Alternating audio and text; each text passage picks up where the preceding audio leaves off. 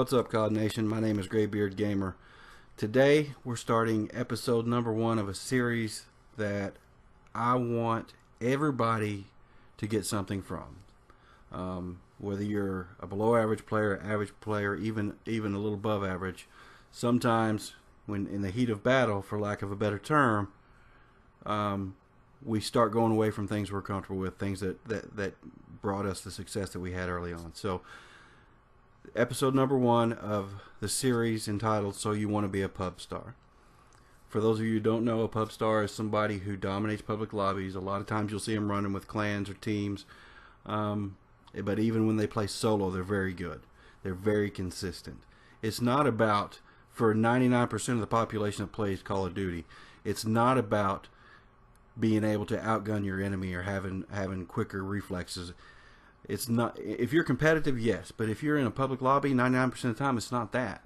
It's preparation. Are you prepared when you get into that battle with your enemy? Have you done everything you can to prepare to be successful? And that's what we're going to talk about today. Because if you work, if you go to school, no matter what you do, usually before you go to bed, you've prepared. You either prepared what you're going to wear, what you're going to eat in the morning. You've made preparations so that when you get up, that'll go smoothly. That'll be successful, and you'll be off to a good start on your day. Call of Duty is no different. You have to prepare. Okay? So, first thing we're going to talk about is your setup. A lot of players will just grab any weapon they've seen on YouTube that somebody's been successful with. They'll grab something that looks aesthetically pleasing, like the Razorback looks like a bad A gun. So, a lot of people will use it. Whatever. What I want you to do is consider, are you good with that weapon? Are you successful with that weapon? Okay. Here are some factors to consider. Number 1, game type. If you're playing domination, you obviously want to have flak jacket on, right? If you're playing safeguard, you're going to want to use a suppressor on your weapon, but you don't have to use ghost because UAVs are hard to come by in safeguard. So if you're going to flank, put a suppressor on, you'll get around behind, you'll be able to take out some enemies and they won't know you're there. So that's factor number 1. Factor number 2 is your performance of your weapon, or your performance with your weapon. You can go into the menu on Black Ops 3 and you can look at your weapon performance or your performance by weapon. Okay?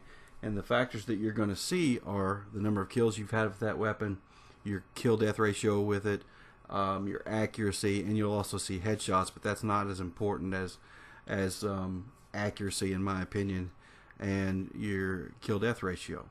Okay, if your normal kill-death ratio across the board is 0.85 or 0.95 or 0.99, 1.25, whatever it is, and you have a weapon that you have a few kills with, that your accuracy is really good and your KD is really high, higher than normal, that's a weapon you may want to use even if you don't necessarily like the way it looks or it's not the most popular weapon. Don't let popularity dictate what weapon you use. Use the one that's going to make you most successful. Okay. Factor number 3, do your perks and attachments support your game style?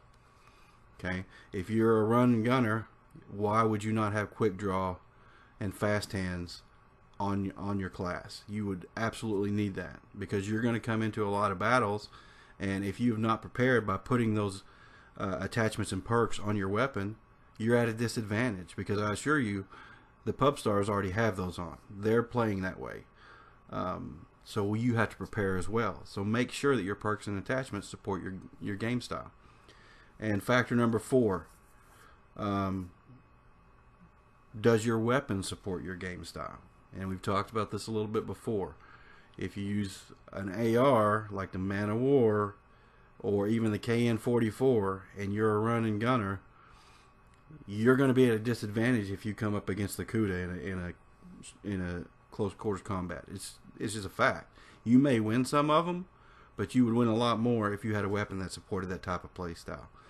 Now, if you are somebody who hangs back and plays slow and checks every corner, which there's nothing wrong with that, but if you play that way, you want something with a little more distance, something that can reach out and take the enemies out. something that has maybe less recoil, like the ICR. It takes a few more shots to kill, but you're over long range, and it doesn't have as much recoil, so it's easy to use. Next topic is when the match starts. Where's your mind at? Okay, are you thinking about what you're going to do, or are you just thinking about running to the B flag or running straight to the robot? What is your plan? When the match starts, number one, avoid the middle of the map. If you watch a lot of really good YouTube gamers, like Green Goblin HD, he's very, very good. If you ever get a chance to watch his videos, anyway, he will tell you he doesn't capture the B flag until he's got some support from his teammates. So just running out and dying repetitively trying to capture an objective is not helping your team. It's actually hurting your team, and it's hurting your KD. And it just doesn't help anybody except the enemy, and we don't want that. Okay? So, if you're playing solo, flank around the back of the enemy. When I play solo, and I play solo quite a bit, I try to avoid my teammates. And I try to avoid my teammates because if they're all in one large area, but they're grouped in a large area where the enemy knows where they're at, they're not so much focused on me coming around to flank them from behind. They're focused on my teammates. So it allows me to play the role of a disruptor. You can still play objectively by being a disruptor. If you'll notice, when you play a lot of matches, like if you play a match of Dom and see that it's close at the halftime, and then you'll start the match, and then you have two guys from the enemy team come into your spawn and disrupt things. That's how they win. Anyway, guys, this is just episode 1. If you don't mind, like, subscribe. My name's Graybeard Gamer, and I'm out.